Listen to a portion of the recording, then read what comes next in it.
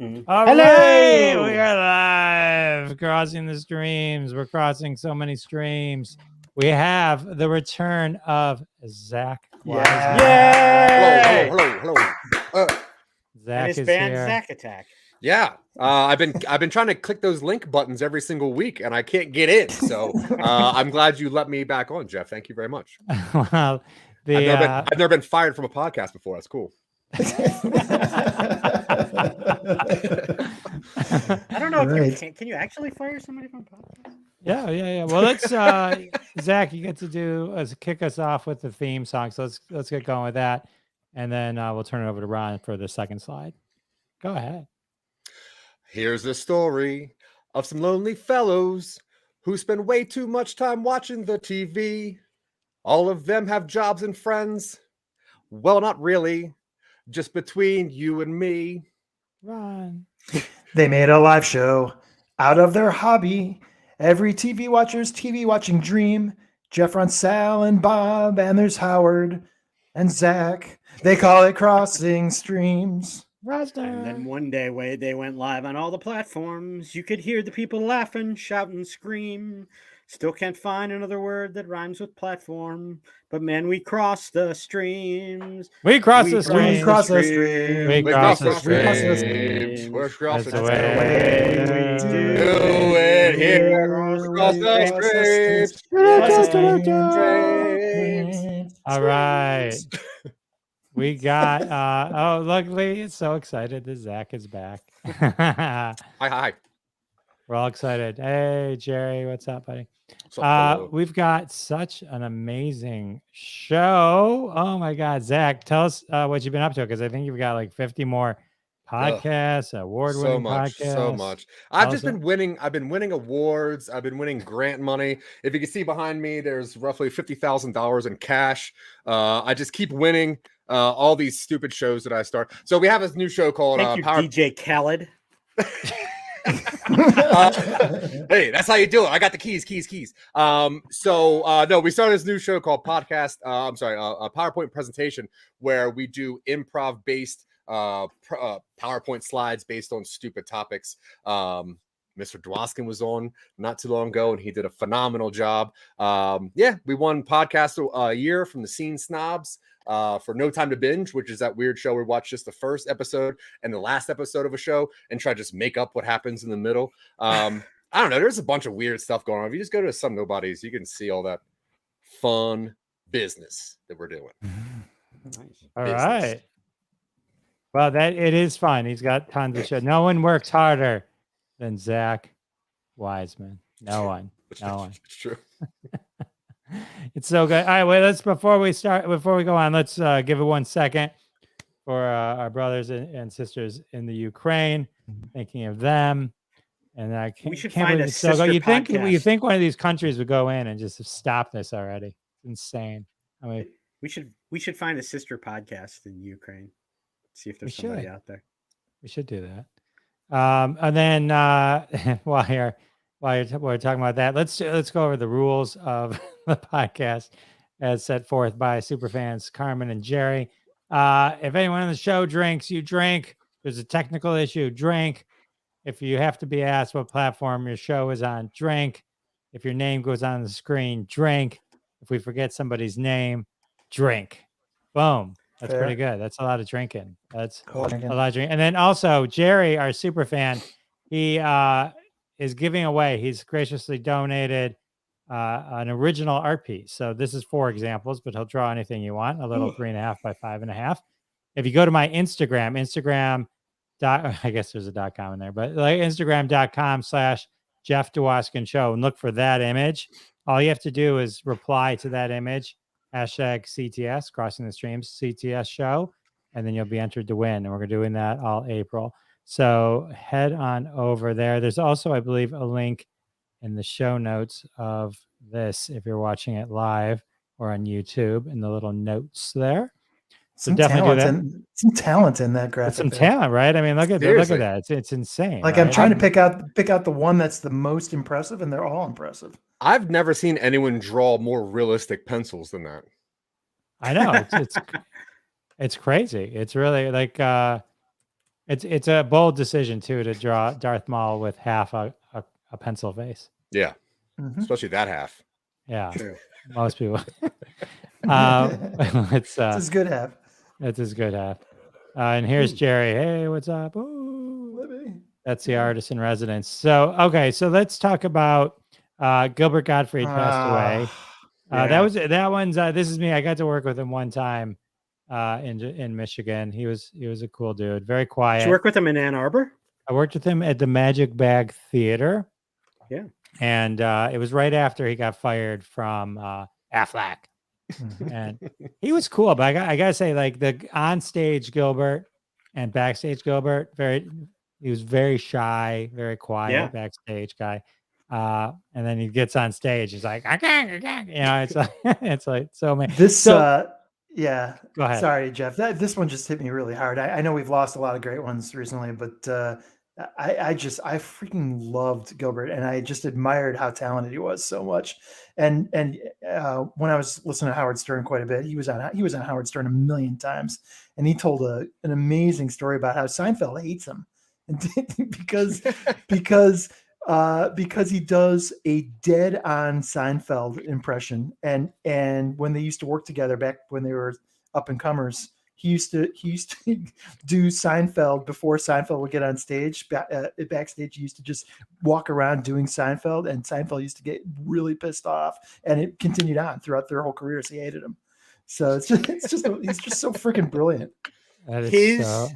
His ability and devotion to take a joke to its very end, regardless of how long it was, and he had written it. Like I was watching some YouTube clips, the Roseanne roast, where he's calling her Rosilla, and it's just going on and on. And like the stand-ups that are on stage, Amy Schumer, Anthony Jeselnik, Jeff Ross, are in absolute tears. Absolute tears. He's just going to no end. And it's crazy. And then they always talk about how he almost was the one that lifted the comedic weight on New York City after 9/11 during the Hugh Hefner roast, when nobody was laughing fully. Like they didn't feel like there was time to laugh. And he just did the Aristocrats out of nowhere. And it was like the people, like all the comics I've seen ever talk about that, say it was just perfect. It was they say it was at one moment. It was like a moment where it kind of it was like, okay, it's okay to laugh again. There's a documentary that was about him that was out over the last year or two, I think, on Hulu, and I just saw it yesterday, and I haven't had a chance to watch it yet, but I'm definitely gonna go watch that.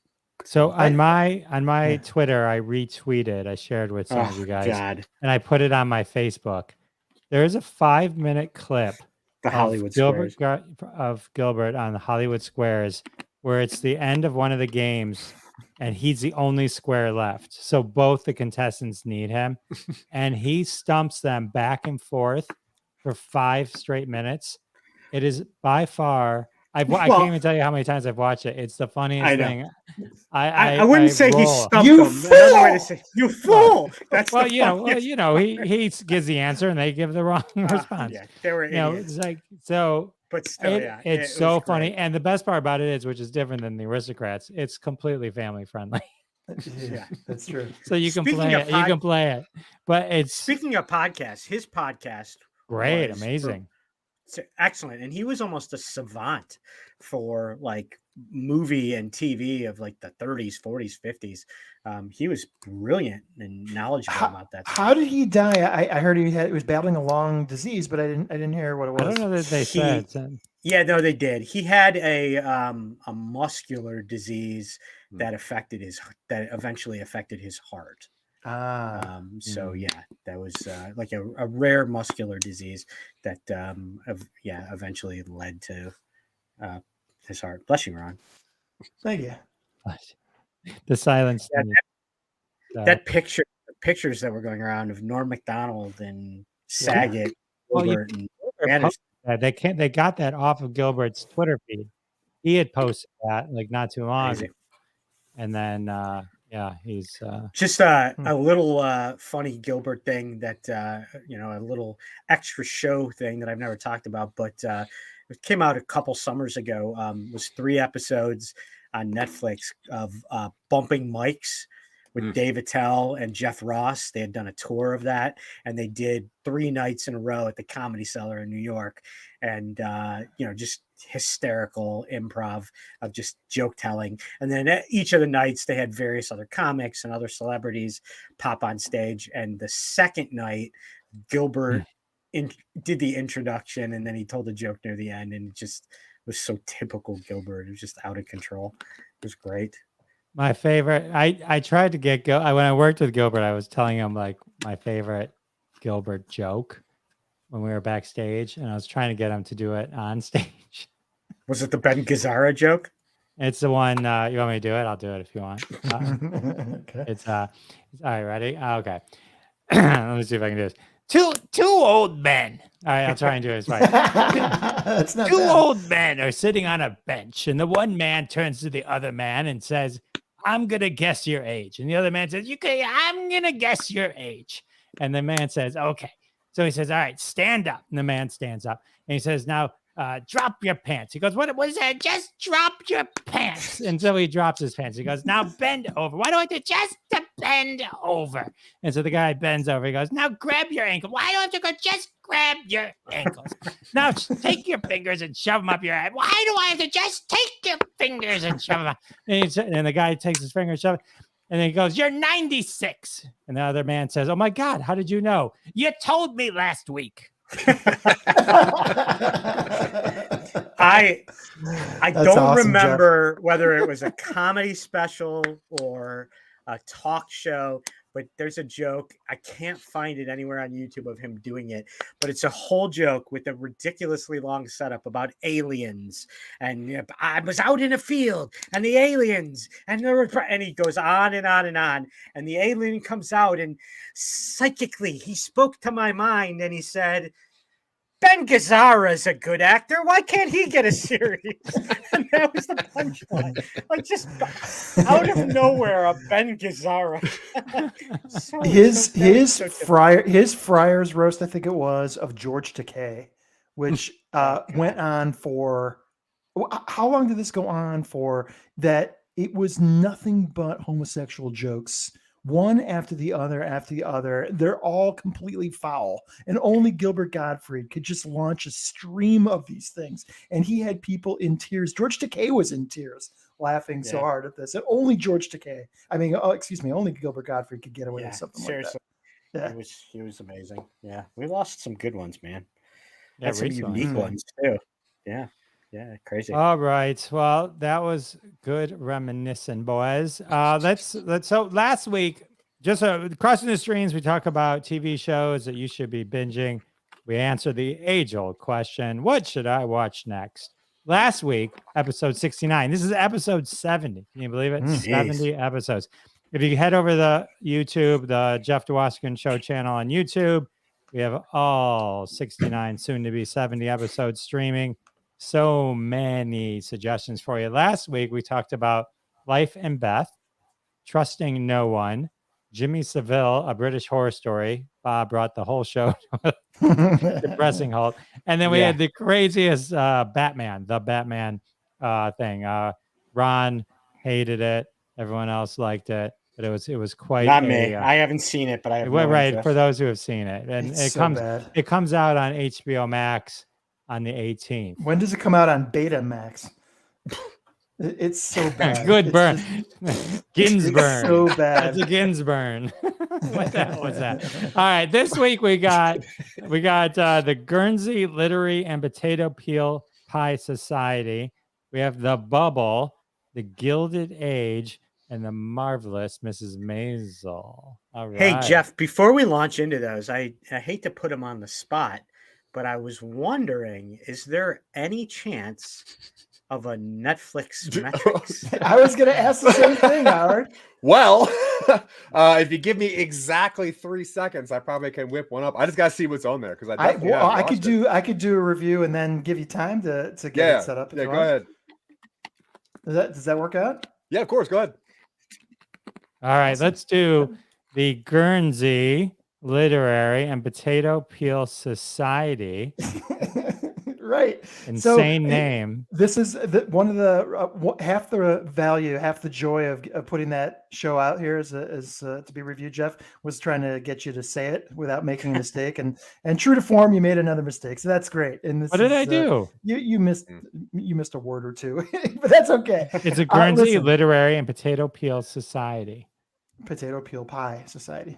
Potato peel. You're right. Potato peel. That's a lot of people. You're trying to trip me out. All right. Now, new rule. We only review shows with one. Somebody or needs two to drink, I words. think. We're just, this is now a Steven Seagal. Yeah.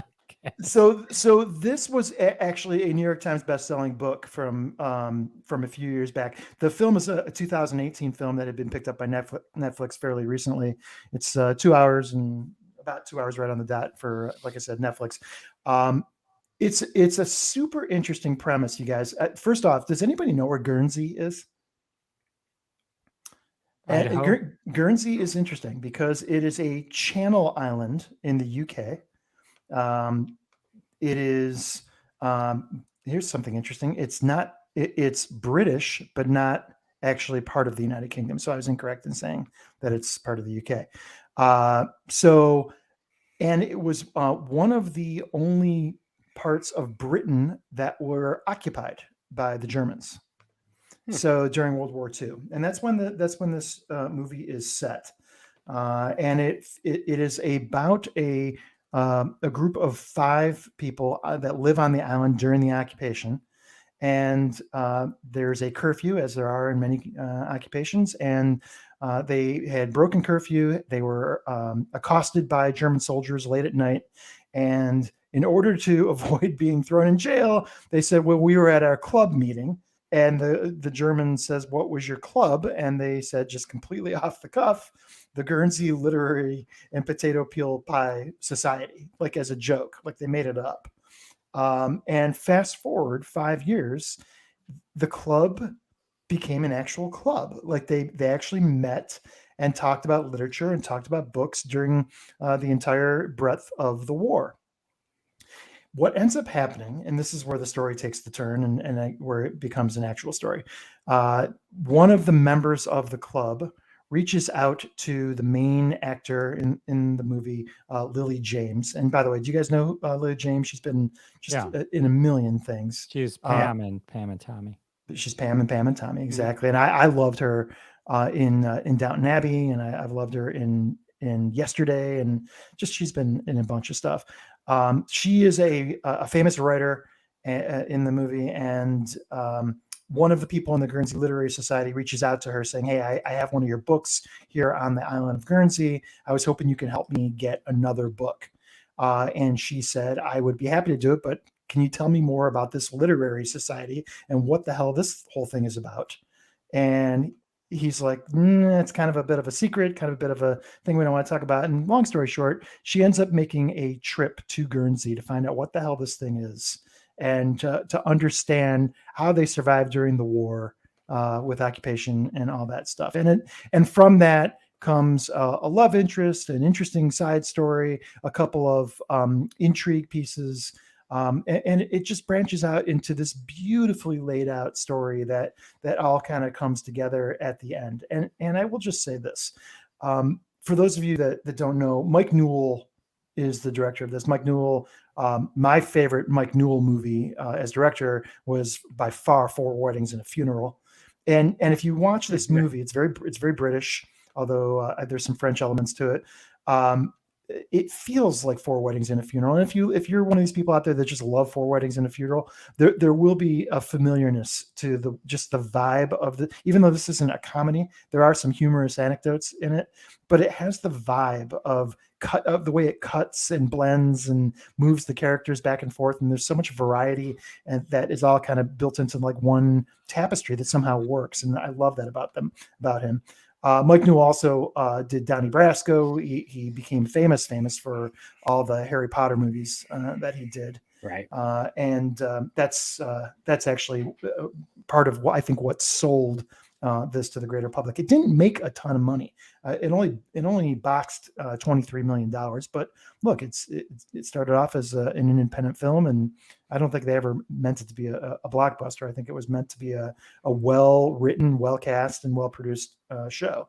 Speaking of casting, beyond Lily James, Michael Heisman is in this movie. Michael Heisman is one of my very favorite characters in Game of Thrones. He plays Dario Naharis. And I did an earlier review of Haunting of Hill House, and he plays one of the lead roles in Haunting of Hill House. Beyond Michael Heisman is apparently the entire cast of Downton Abbey, which is pretty funny. But the absolute leader of the cast beyond Lily James is Dame Penelope Alice Wilton, who is a heavy hitter in Downton Abbey, and just absolutely steals the show as a victim of the Nazi occupation, and someone who is kind of like the anti-hero through the entire movie. So, like I said, it's just a beautifully put together movie. It has some holes in it. I'm not going to lie. There's some gaps that come with some unexplained things that they didn't spend any time on, that leave you scratching, saying, well, why did that happen? But you move on because it gets to a place that makes you feel really good. I think I did a review last week or the week before, Jeff, about a movie that just never gets you to where it doesn't resolve. There's never the feeling of resolution at the end of the movie, but it fills you with the detail that should have gotten you to it.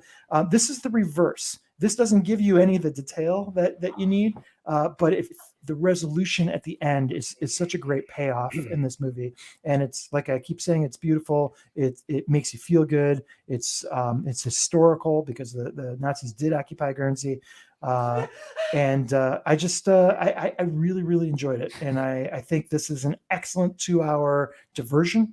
I think that the acting and the producing, I don't know what that was. It wasn't on my end though. I'm going with Zach's. Why mine? I don't know. Just because I never heard it before, and you haven't been on the show in a while. Oh, that's So it sounded like someone jumped out of bed. I know. What was that? But listen, check it out. It's just a very well done show. And I'll just say lastly, the photography is gorgeous. I don't know anything about this island of Guernsey or Jersey where this is based, but it looks a lot like Iceland or some of the islands you see off the coast of Scotland or Ireland. So check it out. Netflix, 2 hours, and I think you guys will really enjoy it. Cool. Thank you. Nice. Very nice. All right, ladies and gentlemen, there was a time before. When in the early days. In the early days, when the Netflix metrics ruled the world. Yay! All right. Oh, I feel like we're on Saturday Night Live when we're bringing back the old character. Yeah. It's like, remember this person from your past? I'm like, no, that's my uncle. I hate them. All right. So anyway, Netflix metrics. What I did was about 8 months ago, maybe, a new topic on Netflix showed up, which was the top 10 in the US. And I didn't understand why this category is on here. And I decided to spend a lot of time over something very mundane. And here's what I learned today while watching the top 10 in the US on Netflix. Number 10, Is It Cake? Is It Cake? What an amazing, weird reality show starring Mikey Day from SNL, where he wonders, is this cake? Sometimes it's a bowling ball. Sometimes it's a shoe. Sometimes it's cake. It's fine. It is entertaining. Whether you watch one show or 10, it doesn't matter. It's literally the exact same thing. They're cake sometimes. True. I watched an episode, and the part I don't get about that show is they're like 20 feet away. Yeah. Like they have to like look so hard. It's like, hey, is this a bag or is this cake? It's like, what? Ron, I don't know. I'm 20 20 feet away. Do you have a question, Ron? Or are you showing off your hands? No, Jerry was making a comment that my hands look bigger, so I just was making that. Oh, gotcha. All right, so number 9. Sorry, go ahead. Yeah. No, I just was going to. Richard Lippett read the book. It is a cake. Of course, he said it was better book. Hold on, Zach. I just got to tell you, I did watch the first episode of Is It Cake, and I just have to say, it's amazing what people can do. I know we talked a little bit about the drawings from Jerry in a second ago, how talented people are. It's pretty ridiculous that these cakes are cake. I can't even believe that. Yeah, I agree. Some are absolutely gorgeous, but you're right though. Like when you're 20 feet away, I could make something that doesn't look like a cake by accident, and then sometimes it's not cake, which is cool. That's right. But yeah, it's entertaining at best, maybe. Number 9, Inventing Anna. It's a weird new drama series that came out not so long ago. It's about an audacious entrepreneur or a con artist. Who's the judge? Now, a journalist chases down the story of Anna Delvey, who convinced New York's elite that she was a German Harris. Created by Shonda Rhimes, starring Anna Schlumpsky. It's pretty engaging as far as the drama series go. Not my favorite so basic, Zach. This is such a basic review. Is it? It's a basic review. Is this a bit that I'm not aware of? I don't know. I have to be honest. I'm stuck on the word Harris. It's from Inventing Anna. Oh, I am pretty basic then. You're right. It's a fine show. I didn't really super get into it. I could see the draw to it, but not really my show. Now, number 8, Without a Paddle. Used to be my show, no longer is. From 2004, this crazy thing starring Dax Shepard, Matthew Lillard, Seth Green, written by Fred Wolf and directed by Stephen Brill. This is the comedy of what happens when 3 friends that have a very small sense of humor get stuck up a stream without a paddle. Did they get down the stream? You bet they do, but it was really the friends along the way they made was what the paddle is. Number 7, we have Elite. Now, Elite is a sexy brand new show that just came out. It actually started in 2018. Season 5 just dropped, and it's about 3 working class teens and enroll in an exclusive private school in Spain. And the clash between them and the wealthy students leads to murder. Really, I tell you, if you want to see a whole group of just some beautiful people, created by Carlos Montera and Dario Madrana, stars a beautiful cast of I think the upcoming foreign film scene. But yeah, it is engaging but sexy. So watch out when you watch this. Make sure you have some water around because you'll get dehydrated. Number 6, Coco Melon. This is some absolute bullshit. It has been on here. Come on.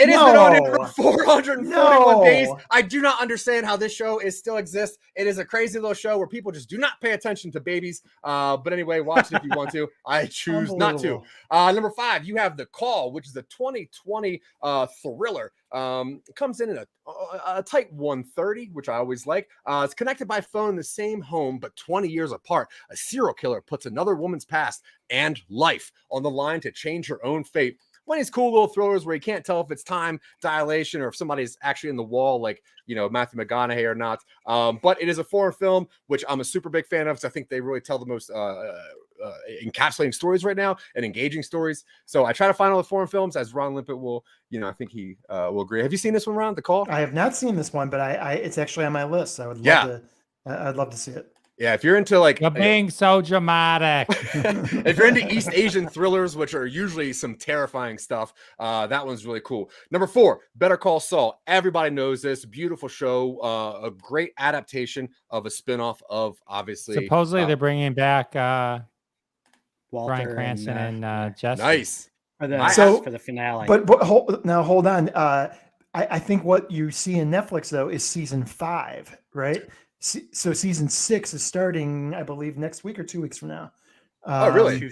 Yeah. So this is so that's interesting that it's top 10 in review leading up to the new season coming up. Yeah. I mean, these kind of shows like Breaking Bad was so impactful. Well, you have to watch the last one if you take any kind of duration off, just to get that vibe again, just to get your blood moving. And Better Call Saul is the same thing. I think it tells a tighter story, which is slashing that noir aspect to it. I think is really, really clever, and I like it. Number 3, Queen of the South. Now, this is an amazing show, and if you have not watched this, I suggest putting down whatever you're watching on a tablet and then typing in Queen of the South. This is a cool little thing about this woman while living in the barrios of Jalisco, Mexico. Her name is Teresa. She falls in love with a member of a successful drug cartel, hoping that love will help her rise above the hopelessness she feels in her life. But when it doesn't happen, she's forced to flee the country after her boyfriend is murdered. Now, if you remember Weeds a while back, where that show was kind of good for like a season, then it gets really shitty for a couple seasons. It's like that, except it never gets bad. It is super powerful. It is energetic. It just keeps going. And my 23-year-old daughter loves Queen of the South, and that means I have to like it because she's always watching it. Number 2, you have Bridgerton. Now this, not really my cup of tea, but I can see why people like it. Bridgerton is that weird, 8 close-knit siblings, the Bridgerton family, look for love and happiness in a London high society, inspired by Julia Quinn's best-selling novel. It's created by Chris Van Dusen. It's just one of those slow British things that some people could like while you're taking your time waiting for laundry to dry. Not my thing, but probably it's an award winner, so there's some merit in there. Somebody likes it. Somebody likes that kind of stuff. The same people like Coco Melon, probably, and I don't understand them. Yeah. All right, number 1, probably the biggest dump of poo I've seen in a very long time, which is The Ultimatum, Marry or Move On. Now, this is a disgusting schlock of reality TV. Now, what they're trying to pose the question of is, do you get hitched or do you call it quits? Now, couples put their love to the test while shacking up in other potential matches in a provocative reality series starring Nick Lachey and Vanessa Lachey. Who'd have thought 98 degrees is not hot enough to keep this thing moving? It is a garbage show. Please do not watch it. I hate most Netflix reality, except for The Circle. I do like The Circle. This is number 1? This is number 1 currently. You have Better Call Saul coming out. You have all these amazing things, even The Bubble, which people hate, but this is what people are watching yesterday. And that is the garbage that is the top 10 in the US on Netflix. Yay. Not just garbage. That's been the job. Netflix Yay. metrics. Hey, just so you know, I did confirm what Jerry typed in below. Better Call Saul does start on Monday. Oh, on the cool. 18th. Yeah, AMC has actually been running the last 4 Saturdays leading up to it, and then this Saturday running the 5 seasons of Breaking Bad in marathons all day Saturday, which has been engrossing. Even though I can watch it anytime I want on Netflix. The Nacho and Lalo characters are 2 of the best characters I think on television. I mean, as much as I love the whole Saul story and all that, they just, what an incredible show, and just incredibly done. And but they're, my only disappointment is they're breaking it into, they're doing the two-part final season thing. What is that? When did that start coming about? Well, Breaking Bad was one of the first ones to really make it a staple. Breaking Bad, the last season, was the one that split up in a long distance, and that was the first one I can remember being like, why are you taking this far apart just to give me a second half? But Sopranos split some of the later seasons up. I mean, it came out. Part of it is also dependent on, like Billions just did that with the previous season because it was split because they were filming around the pandemic. So, pandemic, some shows did it during writer strikes.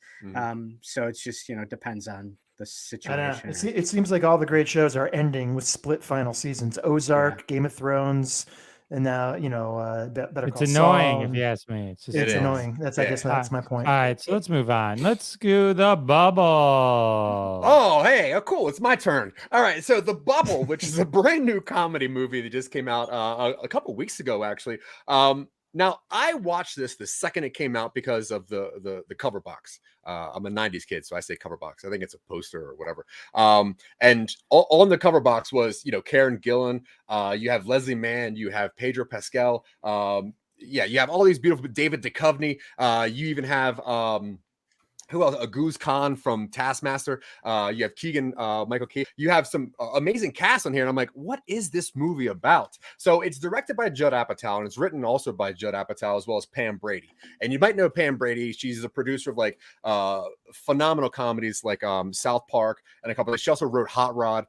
So she's been dabbling in comedy for lots of years. And this thing came out, and the premise of it is pretty stupid, really, which is just a group of actors and actresses stuck inside of a pandemic bubble at a hotel as they attempt to complete a film.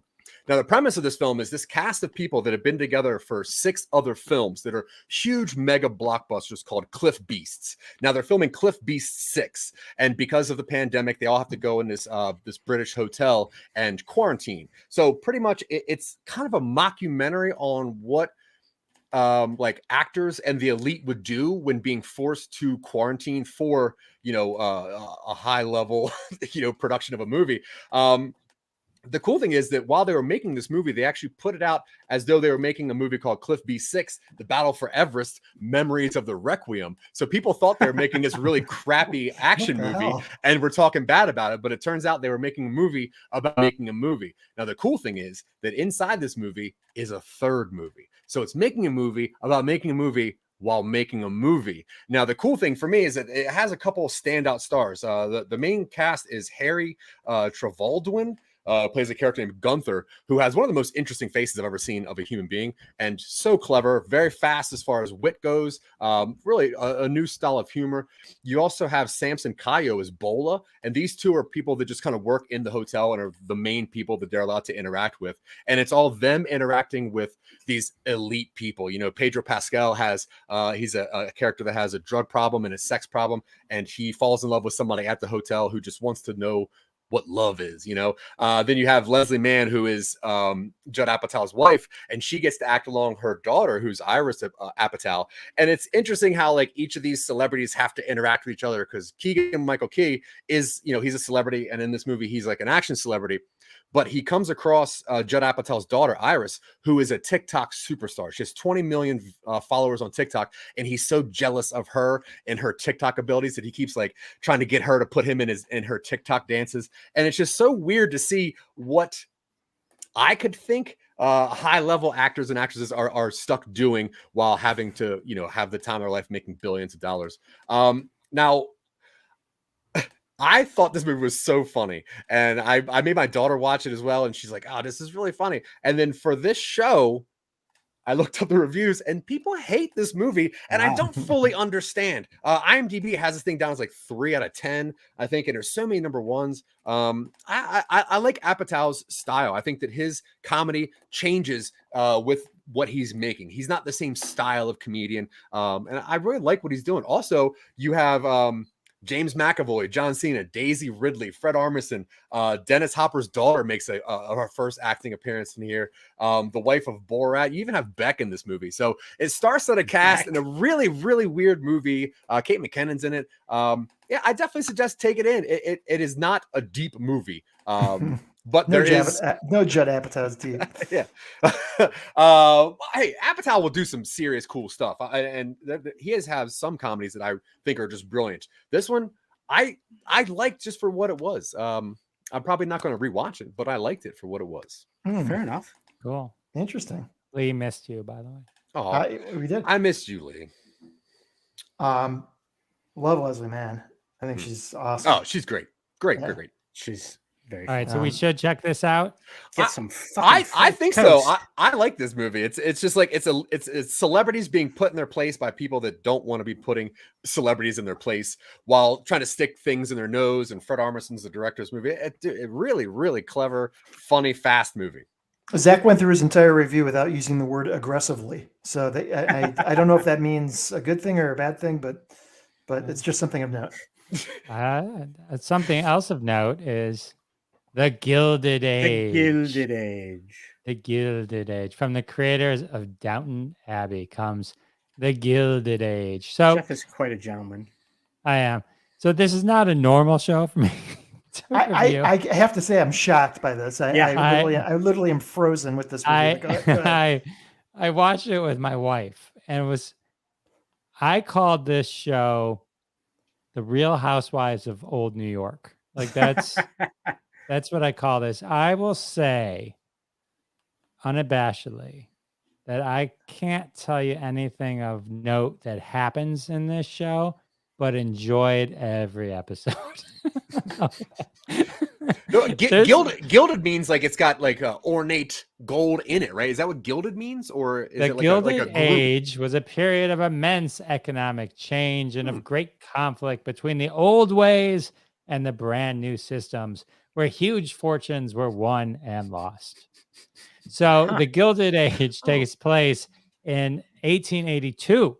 1882. So just to give you a little perspective on 1882, in 1876, the first telephone was made, or the patent for the first telephone. In 1877, Thomas Edison announced the creation of the first cylinder phonograph, Hey, I got this idea. I want you to know. A cylinder photograph. 1877. You're crazy. And then in 1879, Thomas Edison demonstrated the first practical incandescent light bulb. I think I got something here. You know, we could finally have ideas. Eureka! And- Bing! Right. And then in bulb. 1881, Clara Barton launched the American Red Cross. It was established. And then that's when 1882 happens. And part of 1882, the Gilded Age, they all witnessed Thomas Edison debuting the first power station on Pearl Street in New York City, where he lights up a building. So that was cool. So the Gilded Age, I don't know how to explain it other than it's a bunch of rich people who hate each other based on how they got their money. Is electricity part of the show? No, it's just part of it. Just it's happening. Backstory. Do they Just have lights? It's just they have like I don't know exactly how. It's not like a full electricity. I don't understand it exactly, but they walk a lot. They have horses. It's olden times, is I think probably how you're familiar with it. So That's a historical term. That's the historical term. So so it follows, the story of two families, and the two families are the Van Ryn house and the Russell house. And the Van Ryn house is old money, and the Russell house is new money. And then Can you so have they- old money if it's in the 1800s? Isn't all money old yeah, money I mean, then? you gotta It's watch relative. it just to see what these okay. houses look like. I mean, it's insane, these houses. So they disdain each other based on this. So the Russell house, the new money, Carrie Coon. Carrie Coon was in The Sinner, season 3. She was in Fargo, The Leftovers. Most recently, she was in Ghostbusters Afterlife. She played Harold Ramis's daughter. And then she's actually Proxima Midnight, the voice of Proxima Midnight. So she plays a lot of very powerful, strong female characters that kind of rub you the wrong way a little bit, but yet completely compelling, like really great. And then on the other side, on the Van Ryn house, you have Christine Baranski, who's incredible, right? And then Christine, she's from The Good Wife, Good Fight, Big Bang Theory. She was what's his name's mom, and then she was on Sybil, Leonard's mom, and then she was in Mamma Mia as well. And then Cynthia Nixon plays her sister, very different role than the role she does on Sex and the City. And Nathan Lane is in it, and so he plays kind of a little side character. But it's fun. It's fun because they're all kind of like this one woman is like no one will talk to her because she had kind of had an affair, and so it ruined her reputation. And when they talk, they write letters to each other because there's no other way to communicate, that kind of thing. And then they're all just trying to. Everything is about jockeying for position in society, and so. The new money, he owns railroads. And so, that's how he makes his money there.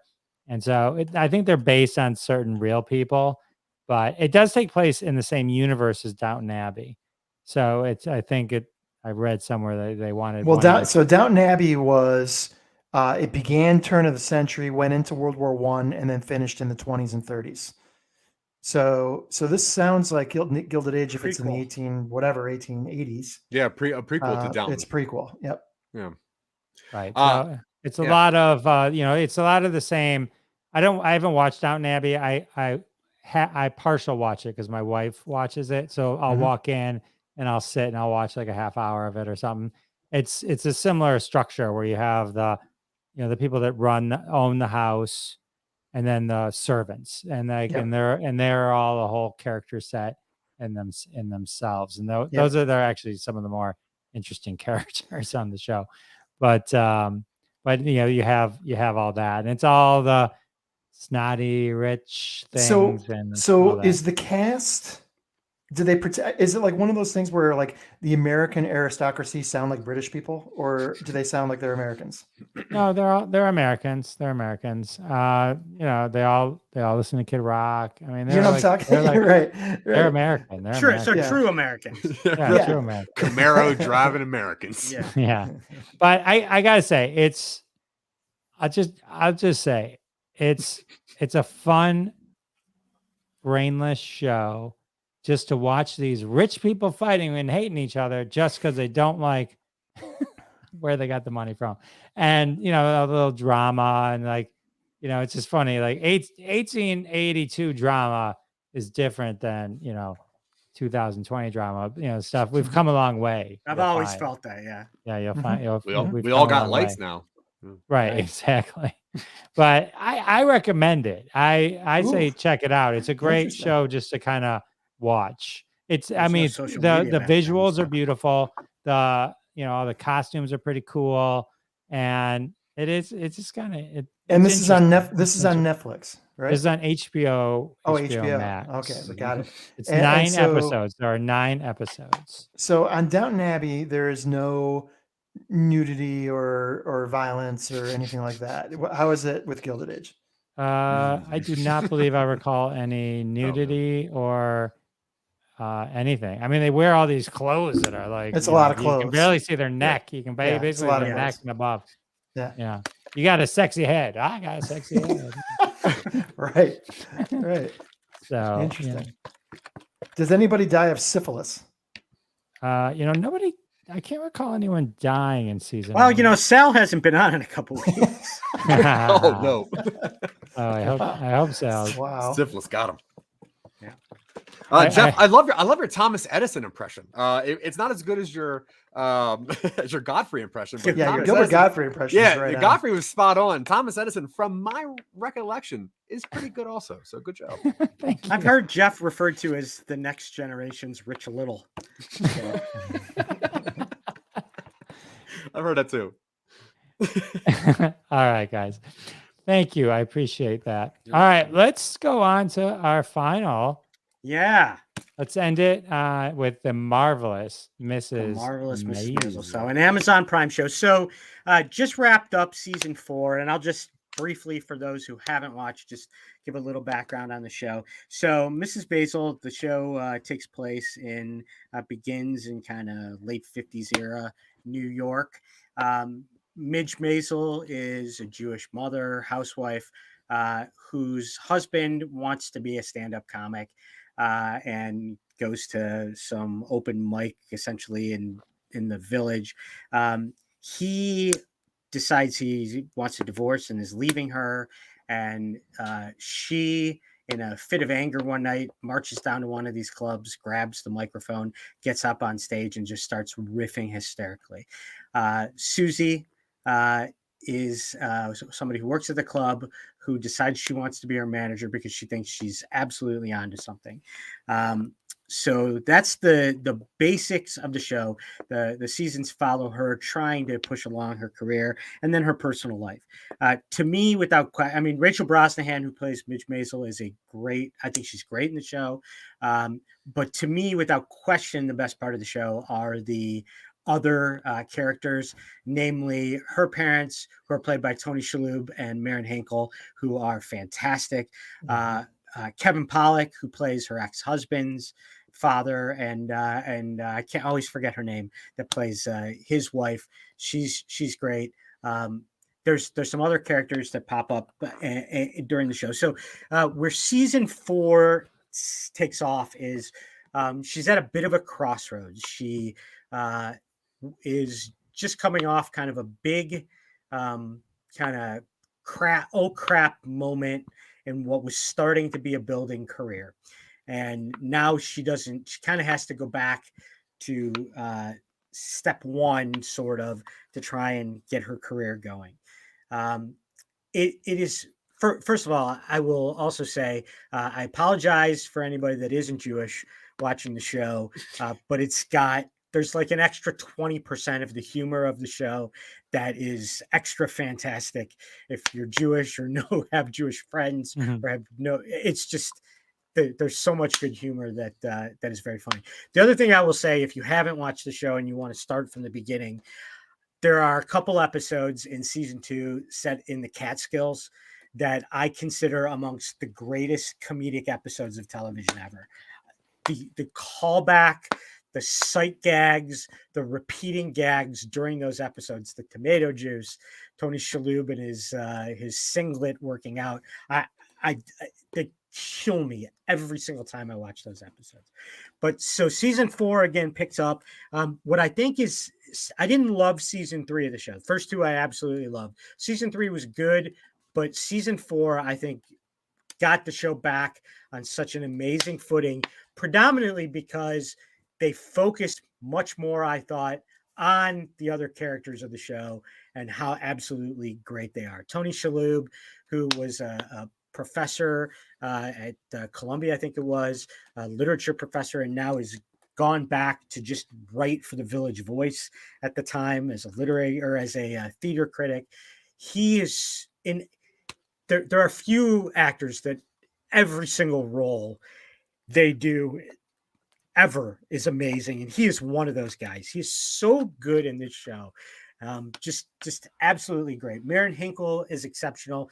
She plays her mother, who is one of the gags during this season. Her mother started a matchmaking business, and she's essentially warned and called to a meeting by basically the heads of the 5 families of matchmakers.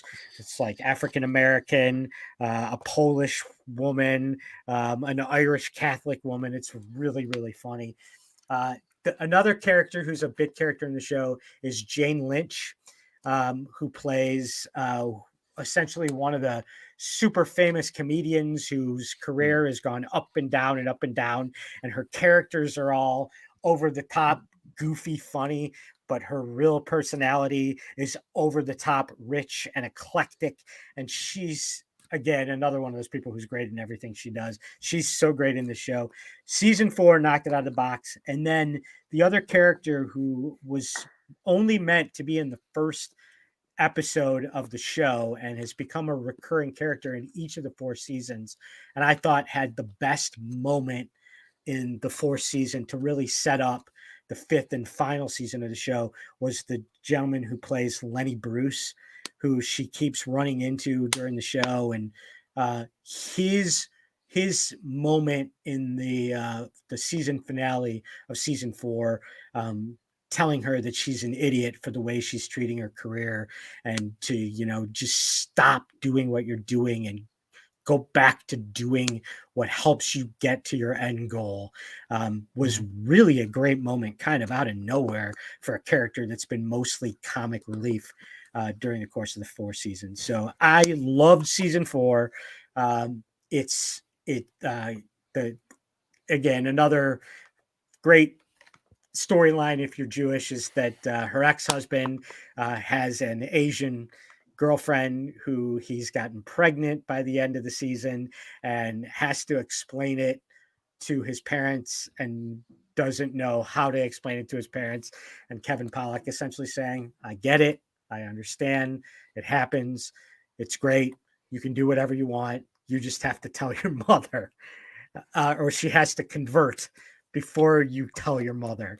And it's just, it's so good.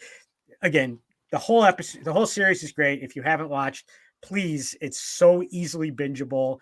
They're hour episodes, but they're really, really, they flow. It's great humor. It's good drama. It's great acting and great writing.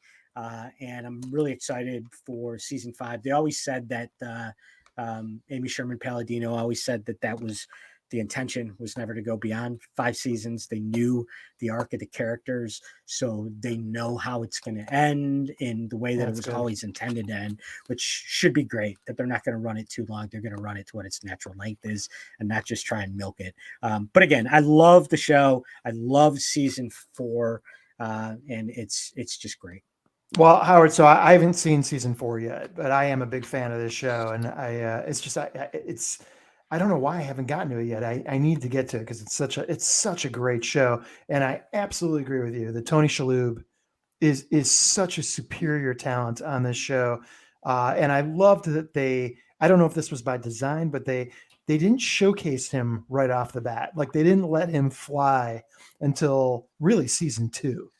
Yeah, the and Catskills episodes was the really Catskills great. episodes are, I agree with you, are absolutely stellar. They're brilliant. I loved the couple episode run where they were in France, and he turns Parisian. He is so ridiculous. And I just, on a side note, I love how none of the actors are actually Jewish. That makes me laugh. Kevin Pollak, just Kevin Pollak is Jewish, but but none of the none of the others, main ones. Well, Yeah, all right. So so- let me pivot off that for a second, because that's the not the problem I have with the show, but the contradiction in the industry, right? So, well, first let me say I had the same problem with season 4 that I had with season 3. The first 2 episodes, I almost gave up on it because nothing happened at all. Rachel Brosnahan is brilliant, but the character doesn't learn anything. It continuously does not learn what not to do in this business, thinking that just getting the laugh is the job. That's not really the job. That's right. And so, and the fact that it took the amazing scene with the guy with the Lenny Bruce character who played by Luke Kirby. Don't wreck anything. I haven't seen the season which yet. It's just a great ending. But that was the whole point of that. You sat through 8 episodes, and that was the only thing that moved the whole show forward was that 15-minute that thing. So my constant issue is that I have no problem with Tony Shalhoub and any of them playing these characters, right? However, in Hollywood, and I think we've talked about this before, there's a whole thing now where you have to be what you're playing, right? And the only exception to the rule seems to be a Jew. And so, for Rachel Brosnahan is playing a Jew. Like, she's not someone who just happens to be Jewish, like Moon Knight. Right. I don't know if he is in the show, but but so when you're being a Jew and doing the Jew thing, then you could say that's crossing the same line as a white character voicing a black person or any of those kind of things where it just makes more sense that put the person in the slot if that's the rule that we're going by now. You know what I mean? I think it's called acting for a reason. Sure. So you should be able to act and do things. I think it makes 100% sense that a deaf person starred in Coda. You know what I mean? That all those things make sense. There's an authenticity to it. And if, and like. So can I just counterpoint that for a second though, Jeff? If I may. I recognize this is your show and you can fire me, but I'm just going to say. It's our show. It hurts. I'm just going to say you have too big a following, Ron. Listen, I think the issue they're trying to solve is underrepresentation in the industry, and that when the clear opportunities for that representation are there and they still don't do it, that's the issue they have. I don't think Jewish representation in Hollywood is much of a problem. So the idea of being able to use non-Jews for they just rolled out an entire Hollywood museum and left out all of the main Jews that started it. So there is kind of a removal of the people that did it, and the fact that that's a negative stereotype that people just do, that we run Hollywood and all that. Green. I think the point made my bones when you were going out cheerleading. The point is, like, if it's the character is gay, they should be played by a gay person, right? And so if it's black, they should be black. The Indian voice on it's fair. It's Simpsons fair. should not be done by a white Hank Azaria. So it's like, I'm just pointing out that this seems to be the only exception to the rule, right? Yeah, it's like everything else, though. It's always context, right? Like, what was it? Who was the one? It was Emma Stone. They tried to cast her in that movie as an Asian character. Like, okay, that doesn't fit. I get that, But they used to do that. Mickey Rooney played an Asian, I think, in a movie. Sure. Yeah.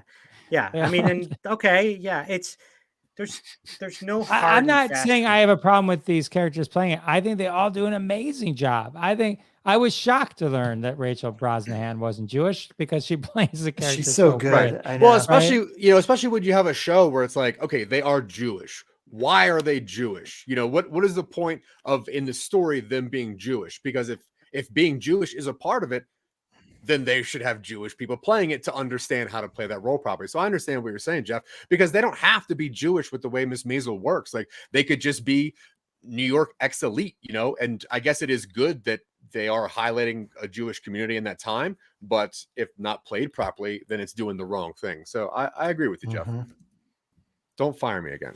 I'm in. Listen, I this was a big deal. I know on Broadway. Like in Broadway, this is a really big. Like the whole. Do you guys remember the scandal for Miss Saigon? That the original London cast, which won all the Tony Awards in the world, nobody was Asian. It was a major scandal for a while. And I feel like perhaps this has not quite been solved yet in Hollywood. But listen, I hear Jeff's point. I just think that we're dealing with underrepresentation and other issues. Yes, in Tropic Thunder, Robert Downey Jr. played an African American, but it was done as a parody of the whole concept. Like, right? I mean, it wasn't like what I mean. It was meant to show that like a white person taking it to such an extreme. So that I think that's why that's kind of not blown up in his face. One of my favorite movies. That is a funny movie. Cool. No, but I'm just saying, it's like Tony Shalhoub. I love him. I think he's funny. He's so good. Yeah, and Lois Griffin is so good in that show too. Like that is so good. She's Jewish. Alex Borstein. Yeah, she's Jewish. That's true. And I wonder if Maren Hinkle, who plays Rachel Brosnahan's mom, is even. Yeah, Ron, did you do research when you blew this whole show up with that? I'm the main characters. Well, so what do you call it? Lois from Family Guy or whatever. Yeah. She's Jewish, and who else is Jewish on the show? Kevin Pollak. Yeah, Kevin Pollak. Yeah, okay, but it's his wife Jewish on the show. I mean, Jewish in real life. I always forget her name. She's been in. Her name is Caroline Aaron. I don't know. She's the mom. She's also the mom in the 21 and 22 Jump Street movies. She's actually a lot older because what's his name? Jonah Hill's mom in those movies. Right. That's funny. All right. Well, it's all good. I guess the bottom line, it is an enjoyable binge. Yeah, it is. Ron, watch season 4. I have to get to it. So you're right. It's funny. I forgot about it. So I have to jump on that now. Appreciate it. Jason Alexander pops up in an episode in role he had in season 3. Is he still not funny? Yeah, he was okay. Don't. He Chevy chased. There's nothing you can say about it. I'm sorry. You're funny. All right. Well, hey, I think this was a fantabulous show. So we had a last minute. Good to have Zach back. Zach back. It is great to have you back, sir. Hey, thanks. Remind everyone where they can find you, Zach. Oh my goodness, everywhere. If you literally open up anything on your cell phone or a smart refrigerator or yell at your Alexa and say, play some Nobodies, you'll get one of my weird things like a Create Your Own Podventure where you choose the path you take audibly, or Silicon Angels, which is about the IT department of a sex robot company. You can find all these things at somenobodies.com with my beautiful voice. All right. Check it out. Say goodnight, Von Lippy Pants. Yeah. Good night, boys and girls. Nice to be here with you. Howie, say goodnight. Good night, everybody. Have a good week. All right. And I'm Jeff Dwoskin. Have a good holiday. Yeah. Happy Passover. Or Easter. Happy Easter to everybody. Yeah. The best way to celebrate Easter is to listen to Will Wheaton on Live from Detroit, the Jeff Dwoskin Show. I hear people are playing it at their services. Anyway, we'll see you next week and every week. Thanks for coming. And that has been another episode of Crossing the Streams.